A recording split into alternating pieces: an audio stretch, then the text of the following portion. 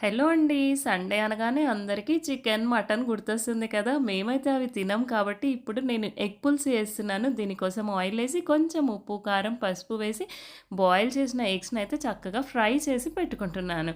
ఇవన్నీ ఒక ప్లేట్‌లోకి తీసుకొని ఇప్పుడైతే గ్రేవీ రెడీ చేసుకుంటున్నాను. దీనికోసం ఆనియన్, టమాటోస్, కాజు, పల్లీలు, ధనియాలు అలా అన్నీ కూడా వేసేసి చక్కగా ఉడికించి పెట్టుకున్నాను.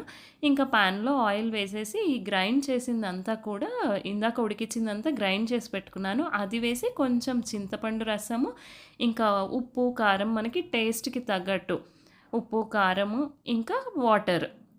పులుసు కాబట్టి కొంచెం వాటర్ లిక్విడ్‌గా ఉంటేనే బావుంటుంది. ఇందాక మనం ఫ్రై చేసిన ఎగ్స్ కూడా అందులో వేసి ఇంకా కొత్తిమీర, కరివేపాకు అన్నీ నేను గ్రైండ్ చేశాను కాబట్టి మళ్ళీ వేయట్లేదు. చూసారు కదా! చక్కగా బాయిల్ అవుతుంది. ఎగ్ పులుసు అయితే రెడీ అయిపోయింది. వేడి వేడి అన్నంలో నెయ్యేసుకొని ఎగ్ పులుసు తింటే సూపర్‌గా సండే లంచ్